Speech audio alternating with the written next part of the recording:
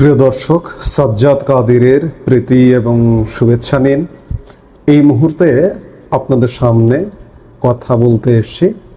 সেনাবাহিনীকে দেশ রক্ষা করবে নাকি মানুষের অধিকার হরণ করবে, এই প্রসঙ্গটা নিয়ে আপনাদের সামনে কথা বলবো। এই প্রসঙ্গটা নিয়ে কথা বলবার কারণ হচ্ছে, গতকালকে ময়মনসিংহে সেনাবাহিনী একটি নিন্দনীয় কাজ করেছে। সেনাবাহিনী আমাদের গর্বের জায়গা, সেনাবাহিনীর স্বাধীনতা সার্বভৌমত্বের প্রতীক, সত্য। কিন্তু সেনাবাহিনী সাম্প্রতিক সময়ে এই যে বিশেষ করে ময়মনসিংহের ঘটনাটি যেটি করেছে, সেটি নজিরবিহীন বললে ভুল হবে না, চূড়ান্ত মানবাধিকারের লঙ্ঘন। ময়মনসিংহে কি ঘটনা ঘটেছে?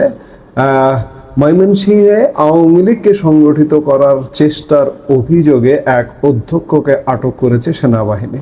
খবরে বলা হচ্ছে, ময়মনসিংহে পলাতক আওয়ামী লীগ নেতাকর্মীদের সংগঠিত করার চেষ্টার অভিযোগে এক কলেজ অধ্যক্ষকে আটক করা হয়েছে। আটক মনোয়ার হোসেন খান মিনার নগরীর নতুন বাজারের ব্যক্তিগত মালিকানাধীন ক্যাপিটাল কলেজের অধ্যক্ষ।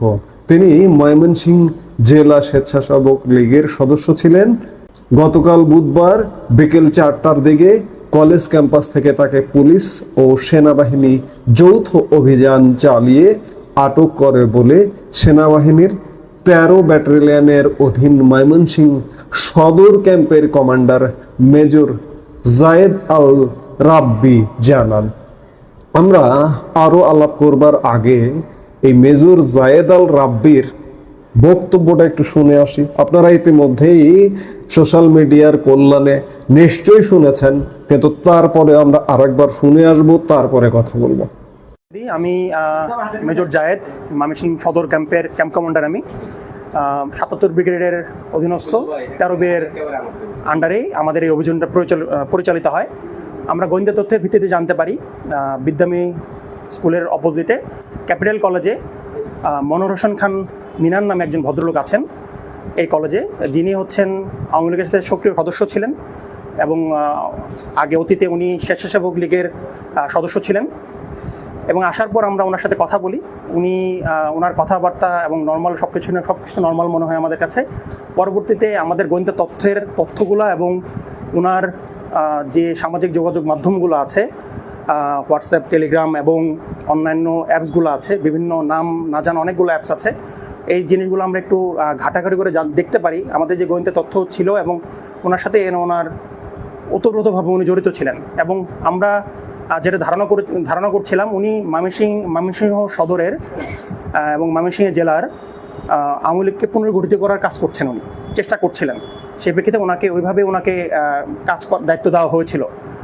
আমরা ওনাদের মোবাইল ডিভাইসটাকে এবং ওনার জব্দর যা যা পাওয়া গিয়েছে সেটা আমরা পুলিশের কাছে হস্তান্তর করেছি। পুলিশ বাকি কাজগুলো করবে। মেজর সাহেবের বক্তব্য শুনলেন। মেজর সাহেব তার বক্তব্যে যে অভিযোগগুলো করলেন সেগুলো অত্যন্ত ঠুনকো অভিযোগ। আওয়ামী লীগকে সংগঠিত করবার চেষ্টা করছেন, তাদের কাছে গোয়েন্দা তথ্য আছে, গোয়েন্দা তথ্যের অধীনে তারা তার মোবাইল চেক করেছেন, তার মোবাইলে বিভিন্ন জানা অজানা অ্যাপস চেক করেছেন। এগুলো কেন? সেনাবাহিনীকে কি কিংবা পুলিশকে কি কোনো গুরুতর অভিযোগ ছাড়া, আদালতের নির্দেশ ছাড়া কারো ব্যক্তিগত ডিভাইস চেক করবার অধিকার দিয়েছে আইন? আইন কি বলে? আইন বলে নাগরিকের ব্যক্তিগত ডিভাইস তল্লাশি করার ক্ষেত্রে আইন শৃঙ্খলা বাহিনীর কিছু সীমাবদ্ধতা রয়েছে। নতুন সাইবার নিরাপত্তা আইনে অভিযোগ ছাড়া কাউকে ব্যক্তিগত ডিভাইস তল্লাশি করার ক্ষমতা আইন শৃঙ্খলা বাহিনীকে দেওয়া হয়নি। যদি কোনো ব্যক্তির প্রতি সন্দেহ হয়, তবেই কেবল যথাযথ প্রক্রিয়া অনুসরণ করে তল্লাশি করা যেতে পারে। মেজর বলেছেন গোয়েন্দা তথ্যের ভিত্তিতে, কিন্তু তার বিরুদ্ধে যথাযথ অভিযোগ আছে, তার বিরুদ্ধে ওয়ারেন্ট ইস্যু হয়েছে, আদালতের তাকে কি গ্রেপ্তার করতে বলেছে আদালত? আইন শৃঙ্খলা বাহিনী ব্যক্তিগত ডিভাইস তল্লাশির ক্ষেত্রে নিম্নলিখিত বিষয়গুলো প্রযোজ্য। অভিযোগের ভিত্তিতে, কোনো সুস্পষ্ট অভিযোগের ভিত্তিতে কোনো ব্যক্তির বিরুদ্ধে সুনির্দিষ্ট অভিযোগ থাকলে, সেই অভিযোগের সাথে ডিভাইসটির সংশ্লিষ্টতা থাকলে তবেই কেবল তল্লাশি করা যেতে পারে।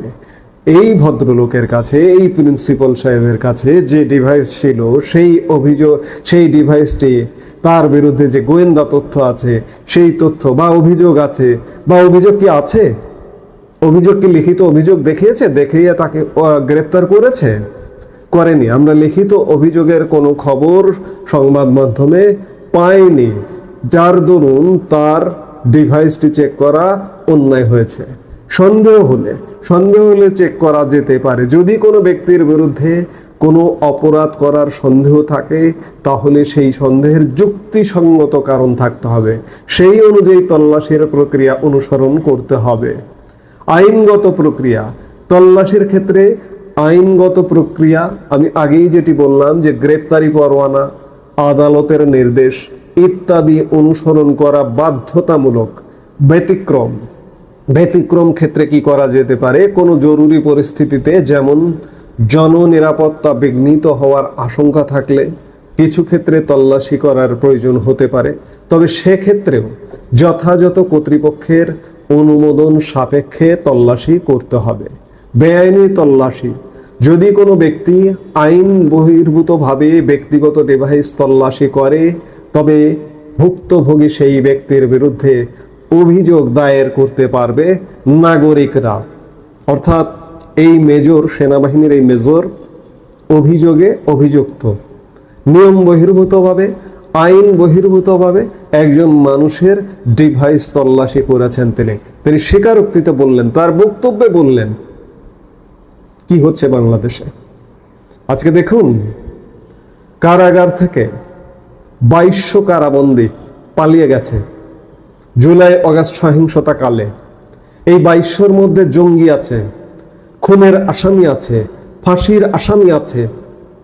আজ পর্যন্ত আমরা সর্বশেষ যেটি খবর পেয়েছি যে 1500-র মতো, বেশিরভাগই স্বেচ্ছায় আত্মসমর্পণ করেছেন। আইন শৃঙ্খলা বাহিনী কিছু গ্রেপ্তার করেছে। 700-র মতো আজ পর্যন্ত গ্রেপ্তার করাই সম্ভব হয়নি। পুলিশ, সেনাবাহিনী যৌথভাবে আজ পর্যন্ত গ্রেপ্তার করতে পারেনি।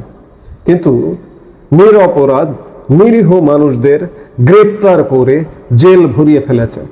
জেলখানার ধারণ ক্ষমতার 10 গুণ গ্রেপ্তার করেছে। ইতিমধ্যে প্রায় 4 লক্ষ মানুষকে, নিরীহভাবে নিরপরাধ মানুষকে গ্রেপ্তার করে জেল ভরিয়ে দিয়েছে।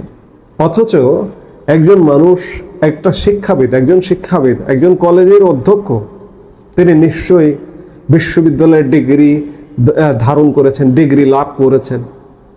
তিনি আওয়ামী লীগকে সংগঠিত করছেন। আচ্ছা, আওয়ামী লীগকে সংগঠিত করলেন, ধরে নিলাম। আওয়ামী লীগ সংগঠিত কাকে করে? সংগঠনকে সংগঠিত করে। সংগঠন আওয়ামী লীগকে নিষিদ্ধ? সংগঠন আওয়ামী লীগকে সংগঠিত করা কি অপরাধ? আওয়ামী লীগের কার্যক্রম নিষিদ্ধ, আওয়ামী লীগের কর্মসূচি নিষিদ্ধ, অন্যায়ভাবে নিষিদ্ধ করে রাখা হয়েছে। সাপোজ আওয়ামী লীগের প্রতিষ্ঠা বার্ষিকী, সেই প্রতিষ্ঠা বার্ষিকীর কর্মসূচি পালন করতে গেলে নিষেধাজ্ঞা আসতে পারে, কিংবা মিছিল করতে গেলে নিষেধাজ্ঞা আসতে পারে। কিন্তু একটা সংগঠনের সদস্যরা যদি নিজেদের মধ্যে আন্তঃযোগাযোগ করে, নিজেদের মধ্যে আলাপ সালাপ করে, সেগুলো কি অপরাধ? অপরাধের সংজ্ঞায় পড়ে? অর্থাৎ ময়মনসিংহে গতকাল যে কর্মটা ঘটিয়েছে, যে কাণ্ডটা ঘটিয়েছে সেনাবাহিনীর একজন অফিসার, তাকে আইনের আওতায় আনা উচিত, তাকে বিচারের আওতায় আনা উচিত। এটি হচ্ছে আইনের কথা, নিয়মের কথা।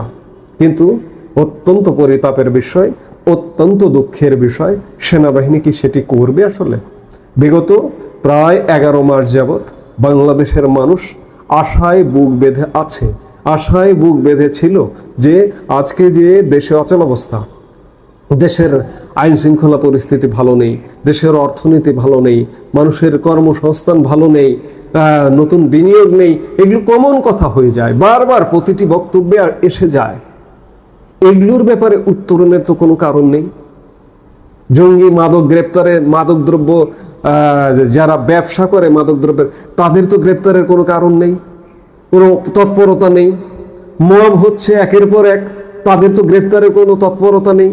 আবার গ্রেপ্তার করার আগেই তারা জামিন পেয়ে যাচ্ছেন। অনেক নিরীহ মানুষ, শুধুমাত্র তাকে যদি আওয়ামী লীগের ট্যাগ দেওয়া যায় তার জামিনটাও হয় না।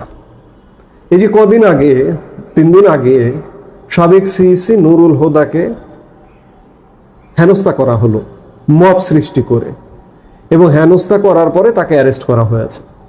ঠিক আছে, তিনি যদি অপরাধী হন তিনি অ্যারেস্ট হবেন, আইনের আওতায় আসবেন, তার বিচার হবে, সেটি আলাদা বিষয়। কিন্তু তাকে যে মব সৃষ্টি করলেন যারা, ফৌজদারি অপরাধ করলেন যারা, তারা কখন কবে গ্রেপ্তার হলো আমরা জানি না। গ্রেপ্তারের আগে তাদের সংবাদ মাধ্যমে গতকাল খবর এসছে তারা জামিন পেয়ে গেছেন। তারা কিসের? কোনো একটা দল, বিএনপি স্বেচ্ছাসেবক দলের সদস্য, তারা জামিন পেয়ে গেছেন। আর আওয়ামী লীগের কেউ হলে জামিন পাবেন না। কত নিরপরাধ নিরীহ সাধারণ মানুষ, সাংবাদিক, কবি, সাহিত্যিক, দার্শনিক এই মুহূর্তে বাংলাদেশের জেলে অন্তরীণ, অথচ সেদিকে নজর নেই। একজন শিক্ষাবিদ, একজন শিক্ষা সংশ্লিষ্ট কাজে নিয়োজিত একটি কলেজের প্রিন্সিপালকে গ্রেপ্তার করতে যেভাবে অভিযান চালানো হয়েছে, একটা জঙ্গি গ্রেপ্তার করতেও সেই অভিযান চালানো হয় না। এবং এই সেনা মেজর যে স্টেটমেন্ট দিলেন, যে বক্তব্য দিলেন, এটি চূড়ান্ত মানবাধিকার লঙ্ঘনের শামিল। সেই জায়গা থেকে আজকে বলবো যে সেনাবাহিনী কি দেশ বাঁচাবেন নাকি মানুষের অধিকার হরণ করবে? আজকে এটি একদম পরিষ্কার যে জুলাই আগস্টে যে সহিংসতা, যে সন্ত্রাস ঘটেছে, এটি কে ঘটতে দিয়েছে? কারা ঘটতে দিয়েছে? কেউ না কেউ ঘটতে দিয়েছে। এবং বিগত সরকারটির পতন ঘটেছে। একটি নির্বাচিত সরকার, নির্বাচন যেভাবেই হোক না কেন, সেটি একটা নিয়ম শৃঙ্খলা সংবিধানের আলোকের একটি সরকার ছিল। ইলেকশন টেম্পারিং হতে পারে, হয়েছে, আমি স্বীকার করছি হয়েছে, এবং একপাক্ষিক নির্বাচন হয়েছে। সেনাবাহিনী কি বাধ্য করতে পারতো না সেই সরকারটিকে? যে নির্বাচন হয়েছে 7 জানুয়ারি 2024, যে সেনাবাহিনী যেভাবে বাধ্য করে সরকারটির পতন ঘটিয়েছে, সেনাবাহিনীর চাপ প্রয়োগ করতে পারতো না? হয় আপনার রিজাইন দিতে হবে, না হয় নতুন করে নির্বাচন দিতে হবে। নির্বাচন দিয়ে নিয়মতান্ত্রিক উপায়ে সরকার পরিবর্তন হবে। আপনি কোনটা বেছে নেবেন? সেই সময়ের প্রধানমন্ত্রী শেখ হাসিনাকে যদি সেনাবাহিনী চাপ দিয়ে বলতো, তাহলে কি সুন্দর একটি সমাধান হতো কিনা। কিন্তু আজকে বাংলাদেশে সাংবিধানিক শূন্যতা, শূন্য সরকারের অবস্থা বিরাজমান। এই পরিস্থিতি কে ক্রিয়েট করেছে? আজকে যদি বলি যে সেনাবাহিনীর কথা, তাহলে বলা হবে যে সেনাবাহিনীর বিরুদ্ধে কথা বলছি। না, আমি কখনো সেনাবাহিনীর বিরুদ্ধে কথা বলিনি।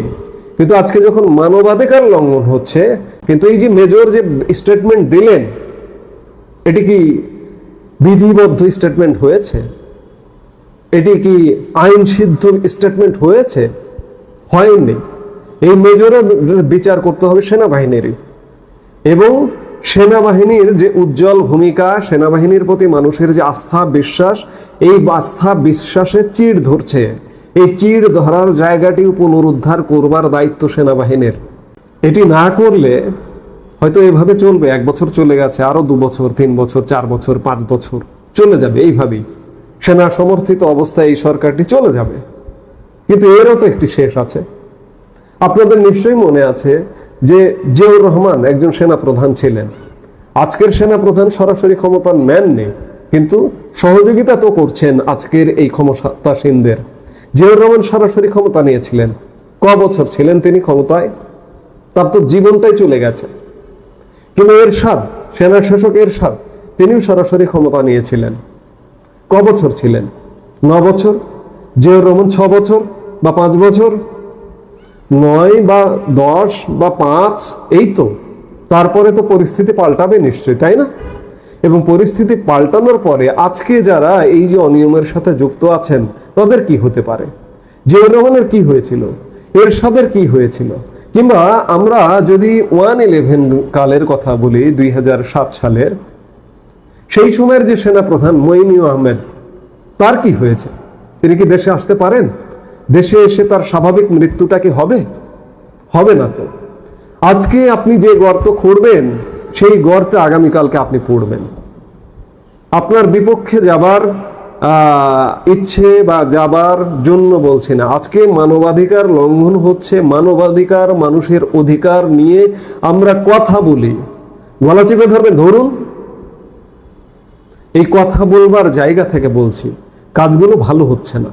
আমরা চাই দেশটা ভালোভাবে চলুক, সেনাবাহিনী ভালোভাবে কাজ করুক, সরকার ভালোভাবে ফাংশন করুক, সরকারের বিভিন্ন সংস্থাগুলো ভালোভাবে ফাংশন করুক। সব সংস্থা যদি ভালোভাবে ফাংশন না করে, আমরা দেশের নাগরিক হিসেবে আমরা সাফার করি, আমরা চূড়ান্ত বিচারে আমরা সাফার করি। সেই জায়গা থেকে এগুলো বলা, আমরা প্রত্যাশা করব যে এই দেশ সেনাবাহিনী, পুলিশ বাহিনী, বিডিআর, র্যাব, সরকারের বিভিন্ন সংস্থা, আমাদের সবার কাজেই সবাই মিলে ঐক্য প্রতিষ্ঠা করে আমাদের এই দেশটি গড়তে হবে। আজকে ময়মনসিংহে যে ঘটনাটি ঘটেছে, এটি দেশ রক্ষার তো নয়, এটি মানুষের অধিকার হরণের ঘটনা ঘটেছে। আমরা আশা করব সেনাবাহিনী এই অধিকার হরণের, যে বা যারা অধিকার হরণ করছে তার নিজেদের অভ্যন্তরীণ কেউ যদি করে তার বিচার করবে এবং দেশটাকে একটা স্বাভাবিক জায়গায় নিয়ে আসবে। আমরা সেটাই প্রত্যাশা করি। এই মুহূর্তে এ পর্যন্তই। সবাই ভালো থাকুন, সুস্থ থাকুন। আমাদের ভিডিওগুলো নিয়মিত পেতে সাবস্ক্রাইব করুন Sajjad Kadir and the legends YouTube channel এবং লাইক, কমেন্ট, শেয়ার করে সাথে থাকুন।